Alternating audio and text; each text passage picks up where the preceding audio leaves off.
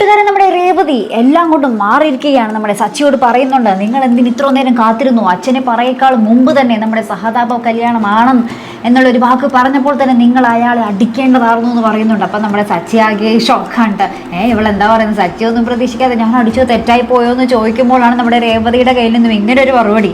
അപ്പോഴല്ല, നിങ്ങൾ ഇത്തിരി വൈകിപ്പോയി, ഇതിക്ക് മുമ്പേ അടിക്കേണ്ടതായിരുന്നു എന്ന് നമ്മുടെ രേവതി പറയുന്നൊരു രംഗം നമ്മൾ സച്ചി തന്നെ കിടുങ്ങി നിൽക്കുന്നുണ്ട്. ഇവൾ ആകെ മാറിപ്പോയല്ലോ എന്നുള്ളൊരു സന്തോഷത്തിൽ ഇങ്ങനെ ചിരിക്കുന്നൊരു രംഗവും നമുക്ക് കാണുവാൻ സാധിക്കുന്നുണ്ട് കേട്ടോ. അപ്പുറത്തെ വീട്ടിൽ ചെല്ലുമ്പോൾ പൊരിഞ്ഞ ജഗ പുക അടിയോടടി തന്നെയാണ്. നമ്മുടെ ശ്രുതി ഇങ്ങനെ ശ്രുതിയെ ഒന്നും പറയരുത്, അതാണ് ഇതാണെന്നൊക്കെ പറയുമ്പോൾ നമ്മുടെ സച്ചിക്ക് സഹിക്കാനാവാതെ നമ്മുടെ ശ്രുതിയെ അടിക്കുകയും രണ്ടുപേരും തമ്മിൽ പിന്നെ അടിപിടിയാവുകയും പിന്നീട് അച്ഛൻ വന്ന് എന്താ പറയുക, ഞാനെന്താ പൊട്ടനാണെന്നാണോ നിങ്ങളുടെ വിചാരം, എൻ്റെ മുമ്പിൽ വെച്ചാണോ നിങ്ങളിങ്ങനെയൊക്കെ കാണിക്കുന്നതെന്നൊക്കെ പറഞ്ഞ് നമ്മുടെ അച്ഛനും വളരെ ദേഷ്യപ്പെടുന്നൊക്കെ ഉണ്ട് കേട്ടോ. എന്തായാലും വളരെ സംഘർഷപ്രദമായ ഒരു എപ്പിസോഡ് തന്നെയാണ് ഇന്ന് വരാൻ പോകുന്നത്. അതിൻ്റെ ഇടയിൽ നമ്മുടെ ചന്ദ്രമതി കുറേ എണ്ണ വയ്ക്കുക, എരുതിയിൽ എണ്ണ വയ്ക്കുന്നത് പോലെ ഇങ്ങനെ ഒഴിച്ചുകൊണ്ടും ഇരിക്കുന്നുണ്ട്. നമ്മുടെ സച്ചിയെ കുറേ കുറ്റപ്പെടുത്തി. അപ്പോൾ നമ്മുടെ രവീന്ദ്രൻ പറയുന്നുണ്ട്, നീ ഒരു അമ്മ തന്നെയാണോടി എന്നൊക്കെ പറഞ്ഞ് നമ്മുടെ ചന്ദ്രമതിക്കിട്ടും കാര്യത്തിന് കണക്കിന് കൊടുക്കുന്നുണ്ട്. എന്തായാലും നമ്മുടെ രവീന്ദ്രൻ്റെയും ഒരു പുതിയ മുഖവും പുതിയ ഭാവം തന്നെ നമുക്ക് ഇന്നത്തെ എപ്പിസോഡിൽ കാണുവാൻ സാധിക്കുന്നുണ്ട്.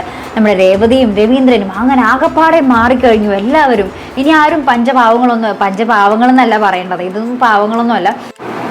ഇനി ആരും വാപൂട്ടി ഇരിക്കത്തൊന്നുമില്ല, കണക്കിന് തന്നെ മറുപടി കൊടുക്കാൻ തീരുമാനിച്ചിരിക്കുകയാണ്. ഇങ്ങനെ തന്നെ വേണം താൻ. എത്ര നാൾ ഈ തലേക്കേറി ഇറങ്ങാൻ ആൾക്കാരെ അനുവദിക്കണം അല്ലെ പ്രേക്ഷകർ? എല്ലാത്തിനും ഒരു എന്താ പറയുക, ഒരു പരിധിയില്ലേ? ഇനി എന്തായാലും നമ്മുടെ രേവതി ഇങ്ങനെ തന്നെ പൊളിക്കട്ടെ അല്ലെ പ്രേക്ഷകരെ?